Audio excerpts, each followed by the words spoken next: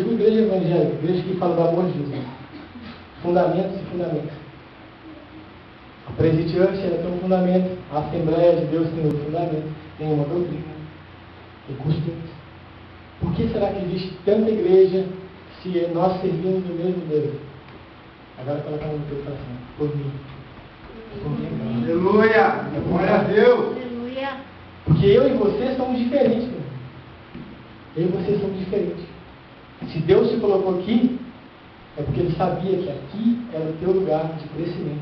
Aleluia. O lugar onde você ia aprender aquilo que Ele queria que você aprendesse. Não estou falando para você sair por aí pegando costumes e usos, como você pegar Jesus. Mas a questão é que você tem que se firmar no fundamento. Verdade. Você não pode sair por aí falando só do Silas Malafaia, você não pode sair por aí falando que o Marcos Feliciano prega, sabe? Porque muitos, cada um deles tem um dogma, uma doutrina na igreja deles. Eles vão seguir aquilo e vão passar para todos os fiéis. E como já aconteceu, já tentaram fazer isso na nossa igreja, trazer uma doutrina de um outro pastor para que a nossa igreja seguisse aquilo. Em primeiro lugar, se nós amamos Deus sobre todas as coisas, se nós estamos dispostos a obedecer, por isso que vocês concordaram aqui, amém? Amém. Nós temos que saber que nós estamos debaixo de uma liderança. E que essa liderança foi concedida por quem?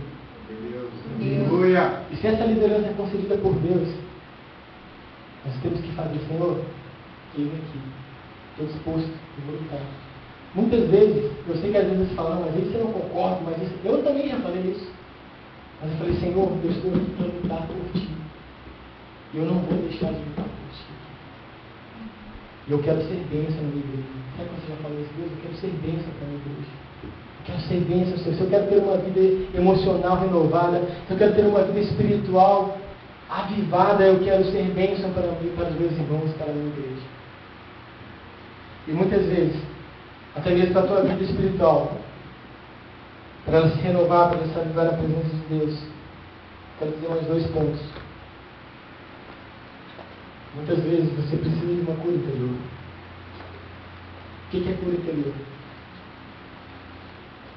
Você às vezes não libera perdão, você às vezes não pede perdão.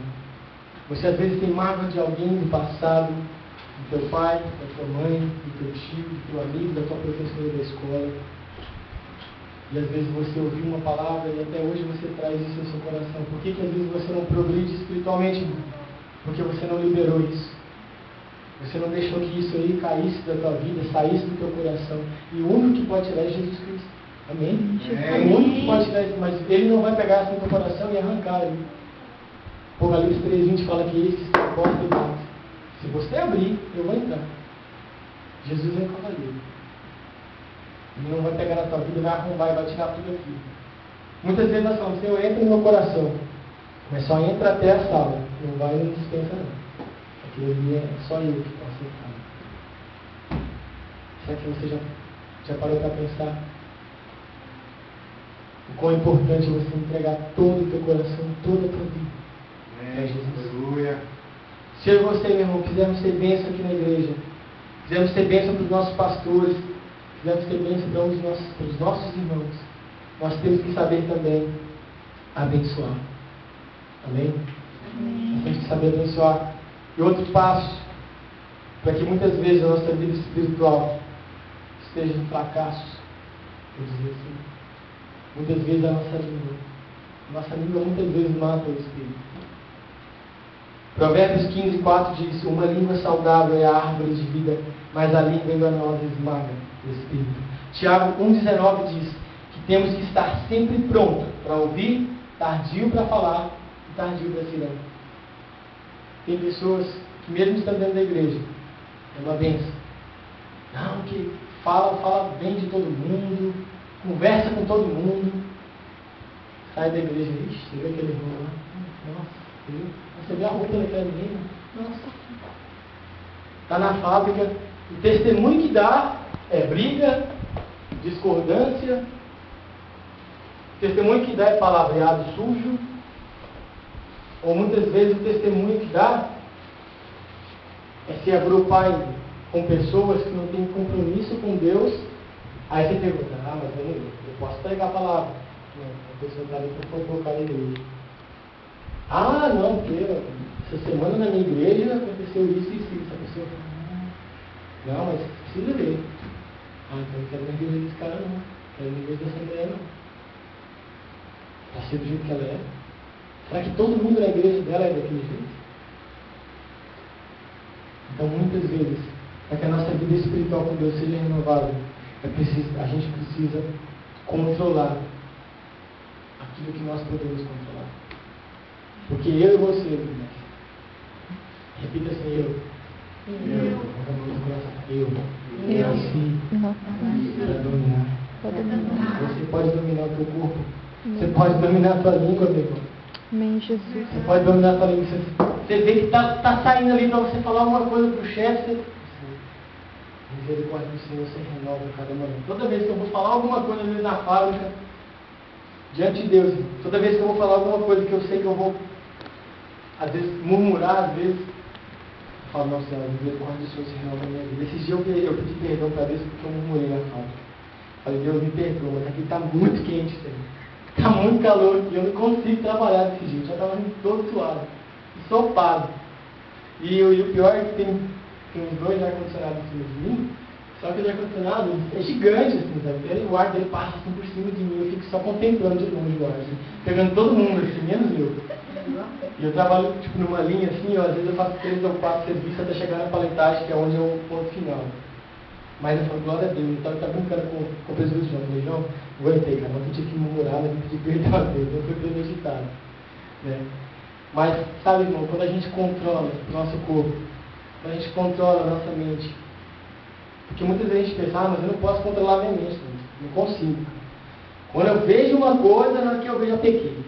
Irmão, se você faz isso, você está precisando de jejuar mais, de orar mais, de ler mais a palavra.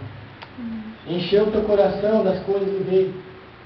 Porque quando o seu coração está com as coisas do reino, quando o seu coração está firmado em Jesus, na palavra de Deus, você olha para uma pessoa e você fala, Senhor, tem misericórdia.